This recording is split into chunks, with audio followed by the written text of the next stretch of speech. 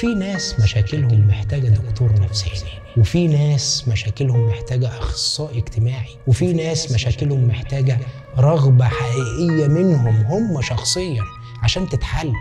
لو انت حملت نفسك شيلة كل واحد بتقابله محدش هيستفيد بحاجة، انت هتتدمر وهم هيفضلوا زي ما هم. السلام عليكم.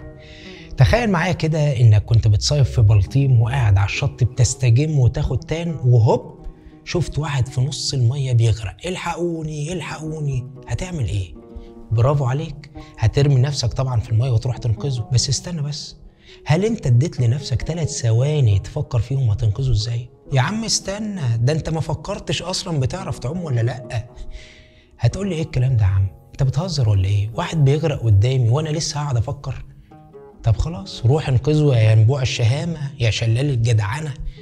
عارف لما تروح تنقذه هيحصل ايه؟ هتغرقوا انتوا الاتنين. صدقني في معلومة يعرفها اي حد بيشتغل شغلانة المنقذ دي، انك لما تشوف اي حد بيغرق اجري عليه طبعا، بس قبل ما توصل له ما تقربش منه قوي. ما تقربش منه غير لما يفقد الامل ويبطل يقاوم، لانك لو قربت قبلها هيمسك فيك بكل قوته وهيشدك معاه لحد ما تغرقوا انتوا الاتنين.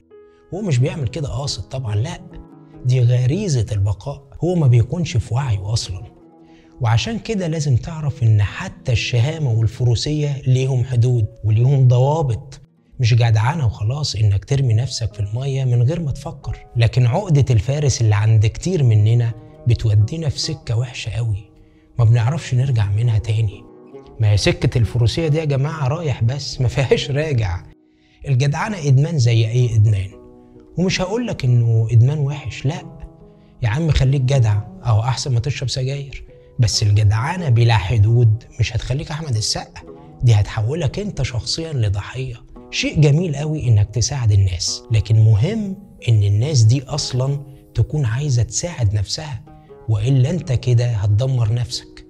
عارف المثل بتاع فلان ده بيحرت في البحر، او فلان ده بيدن في ملطة، او فلان ده بينفخ في قربة مقطوعة؟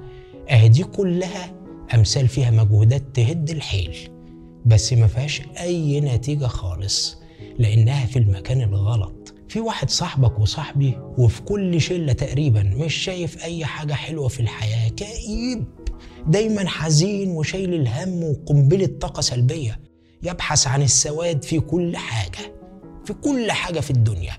التفاؤل ما عداش من شارعهم بقاله 20 سنة. من حقه عليك انك تتكلم معاه مرة و2 و3، تحاول تشوف مشكلته. ليه كاره الحياة قوي كده؟ مديله ايدك وحاول تطلعه من اللي هو فيه، لكن عند مستوى معين، واول ما تحس انه مش عايز يطلع سيبه يمشي. صدقني دي مش ندالة، انت كده بتنقذ نفسك من فخ، لان بعد فترة من علاقتك بالصاحب المتشائم الكئيب ده كل الطاقة السلبية اللي عنده هتغرقك. واحدة خارجة من تجربة ارتباط سيئة ونفسيتها متعورة، عندها تروما يعني زي ما بيقولوا بتوع تويتر، مكانها الطبيعي مش علاقة ارتباط تانية، لا، مكانها عيادة دكتور نفساني يحل العقد اللي عندها الأول ويتكلم معاها ويساعدها. إنما إزاي وأبو الفوارس موجود تروح سيادتك بقى تحبها وترتبط بيها وهي لسه ما تجاوزتش الأزمة الأولانية بتاعتها، وتقول أنا اللي هنسيها كل اللي فات، أنا اللي هعالج نفسيتها، فتقوم هي تطلع على عينك كل اللي شافته من التجربة اللي قبلك، وتبقى النتيجة عندنا 2 متعورين. مش بقول ان اللي مرت بتجربة سيئة تتحط في الحجر الصحي ومحدش يقرب منها او يتعملها بلوك من الارتباط خالص خالص، لكن بقول ان الارتباط مش وسيلة للتعافي النفسي. المفروض نكون اسوياء نفسيا الاول وما عندناش اي عقد وبعدين نفكر نرتبط، مش العكس. انك تحس باللي حواليك وتتمنى تحل مشاكلهم دي حاجة عظيمة قوي، بس انت مش هتقدر تعمل كده. مش هتقدر تحل مشاكل كل الناس في محيطك، اصحابك وعيلتك وجيرانك وزمايلك في الشغل حقهم عليك انك تساعدهم، لكن ما تحملش نفسك مسؤولية حل مشاكلهم. اي حد مشي في الطريق ده كانت نهايته حاجة اسمها الاحتراق الذاتي، لان مشاكل العالم اكبر منك بكتير، والاهم لان دي حاجة ربنا ما طلبهاش منك ولا طلبها من اللي احسن منك، هو الرسول عليه الصلاة والسلام ربنا أرسله لنا ليه؟ جابوا الدنيا دي علشان إيه؟ وما أرسلناك إلا رحمة للعالمين.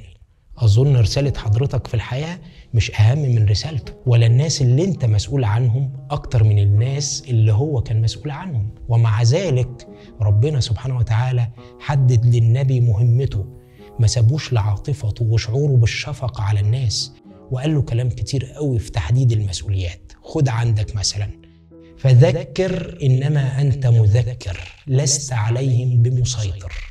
وقال له في موقع آخر: ما على الرسول إلا البلاغ. وقال له كمان آية عظيمة قوي: فلعلك باخع نفسك على آثارهم إن لم يؤمنوا بهذا الحديث أسفا. عارف يعني إيه باخع؟ بالبلدي كده يعني هالك نفسك. دي كلمة بتتقال على الشخص اللي الحزن بيقتله.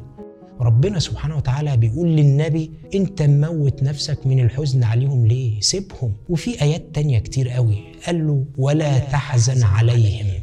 وقال له: فلا تذهب نفسك عليهم حسرات. ده كلام ربنا سبحانه وتعالى قالوا الأهم وأعظم منقذ في تاريخ البشرية. قال له ببساطة: ما تقتلش نفسك مع اللي بتحاول تنقذهم، حط للنبل والمسؤولية والشهامة والرحمة حدود، لأنهم لو تجاوزوا حدودهم هيقتلوا صاحبهم. مش بقول إنك تتخلى عن حد محتاجك، ولا ده ممكن يكون قصدي أبدا أبدا، بس بقول إن الاعتدال في كل شيء حلو. الدين بتاعنا دين التكلفة فيه على قد الاستطاعة، وعشان كده طلب منك لما تقابل حد محتاج منك مساعدة مادية مثلا تساعده باللي تقدر عليه، لكن ما طلبش منك تحل كل مشاكل حياته وتشوف له سكن وتعمل له مرتب وتعالجه، إلا إذا كنت أنت تقدر على الحاجات دي. في ناس مشاكلهم محتاجة دكتور نفساني، وفي ناس مشاكلهم محتاجة أخصائي اجتماعي، وفي ناس مشاكلهم محتاجة رغبة حقيقية منهم هم شخصيا عشان تتحل. لو انت حملت نفسك شيلة كل واحد بتقابله محدش هيستفيد بحاجة، انت هتتدمر وهم هيفضلوا زي ما هم. ساعد الناس على قد ما تقدر، بس ما توهبش حياتك لمشاكلهم. ولو ما بتعرفش تعوم بلاش تشتغل منقذ. وكل سنة وانتم طيبين.